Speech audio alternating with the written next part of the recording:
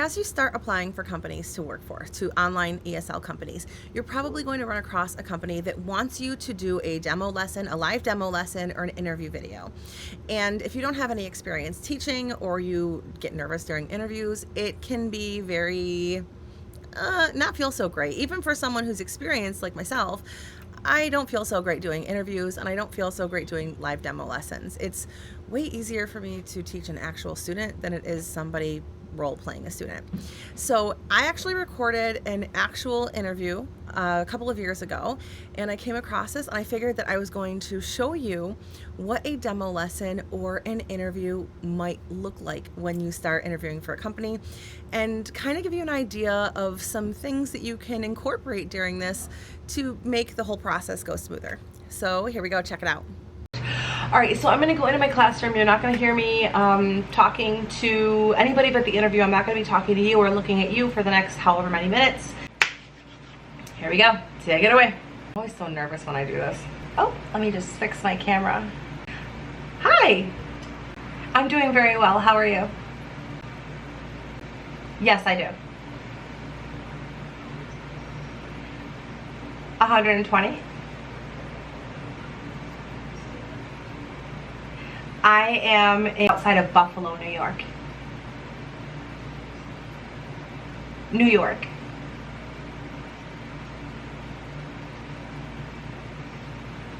Sure, I am an online teacher right now for Palfish, and I also work for OutSchool.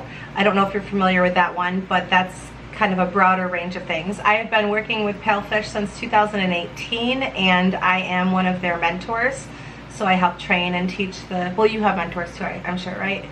So I help train and teach the teachers, and I love it.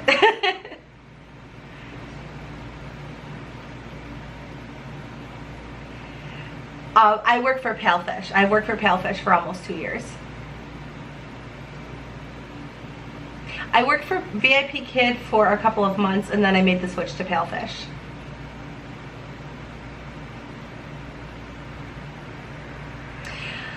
I liked the curriculum better and the way that everything was set up. I just liked the way that it was set up better. Anywhere from 3 to about 12. Most of them are around like 8 years old. I would say the majority fall in like 5 to 8, but I have taught anywhere from 3 to 12.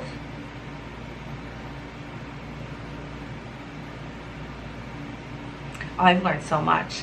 I have learned how to interact with the students, and I've learned so many different tricks to be able to get them to participate maybe when they don't want to engage them in content that they might not be interested in, to make it fun for them. Yes. Oh, of course. Oh, of course. Okay, so sometimes you might have a kid where they like to draw on the screen, or they don't want to pay attention, or maybe their parent is taking control of the situation and not really allowing the student to independently participate. For each of those instances, there are different strategies that you can use, but which one would you want me to talk about?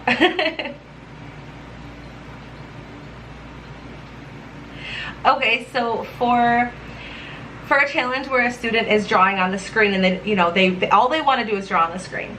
I'll give you an example. I have a student that did that. She just drew. The whole screen was blue. So I gave her about 10 seconds of time where I said, oh my goodness, I'm in the ocean. Look, there's a fish, and then redirected as soon as I could. But by giving her that attention, the behavior would stop and we could focus on our classroom content without any issues after that. Yes, I did. Okay. Okay, yeah, that's fine.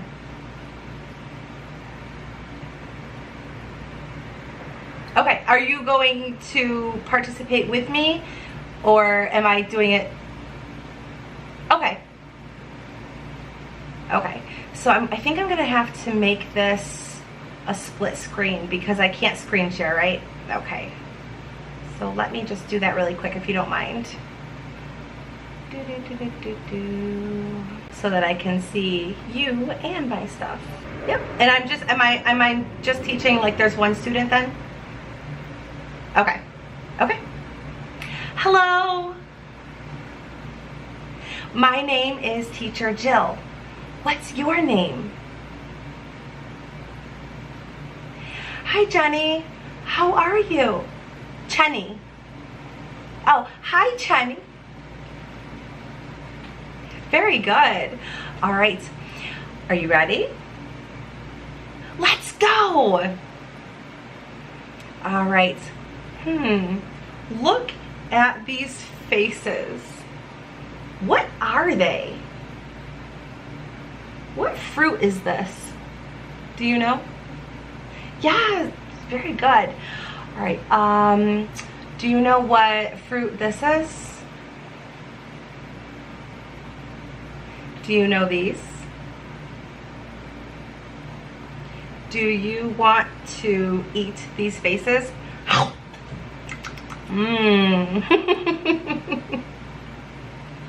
Which face do you like? Can you circle the face you want to eat? Very good. Good job. All right. Let's learn about some good foods we can eat. All right. This boy likes what he is eating. He wants more. I like dragons. What do you like? I like dogs too. Do you have a dog? Oh, do you want a dog? Yes. All right. What color do you like?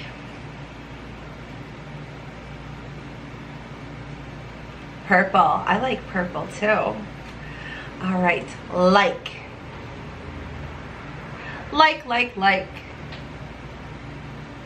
Very good. Good job.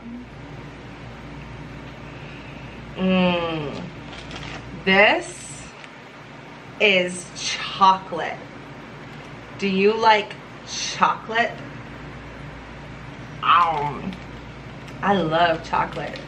I like chocolate too. Chocolate. Very good. Very good. This is oatmeal. Oatmeal. Ugh. I don't like oatmeal. Do you like oatmeal? Ugh. Oatmeal. I don't like oatmeal. I don't like oatmeal. Very good. Oatmeal. Good job.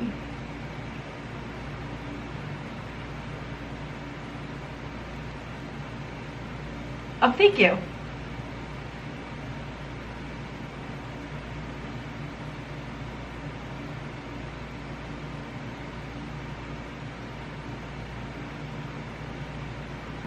Okay.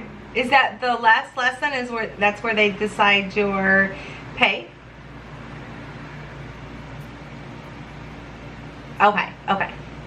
I was very interested with the ability to teach multiple students. I've been teaching multiple students using OutSchool, and I like it. I like being able to get the kids to interact with each other, and just the ability to, you know, to just teach more than one at a time.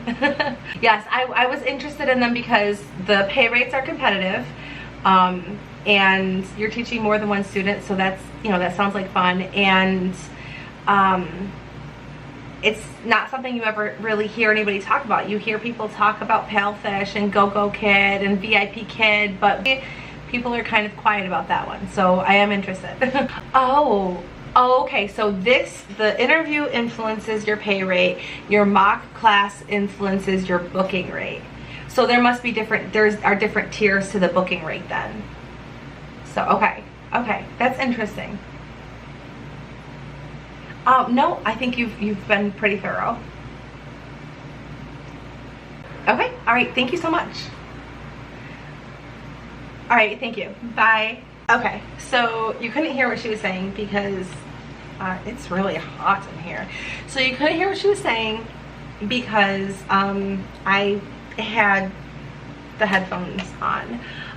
And honestly, it was really hard to hear her anyways. She was talking off of like, let me just break my headphones. Hold on real quick.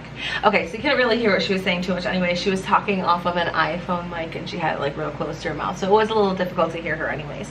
But basically, she said that I sounded like a really experienced teacher. I do get flustered when I do interviews. Like, I'm not gonna lie, I do get flustered when I do interviews. But she said it sounded like I was a very experienced teacher, and she can't give me, the interviewer does not give you the rate of pay or whether or not you've passed the interview. So within 24 hours, I'm gonna receive an email saying whether or not I passed. The email is going to tell me what my rate of pay is. Then you're gonna teach a mock class. Your mock class that you teach to a Chinese staff person is going to influence your booking rate. So there's different tiers to the booking rate. I've interviewed for many different companies and I hate every single one of them because you're like put on the spot and it's not really teaching. Like, I love teaching. I love, like, if I get a new student, I'm super excited to like be awesome with this new student and make that connection. But to go in and like be put on the spot and be judged, I hate that. So if you're feeling like that, I totally get you, and that's how I feel too. Let me know in the comments what is one thing that you took away from this video and one thing that you would like to add. Obviously, there are things I could have done better and there are some things that I could have done worse. The interview was impressed and they gave me the highest pay rate offer when I did this interview for this company. But if you're looking for companies to work for, make sure you check out this playlist over here where I go over a whole bunch of different companies and the application processes.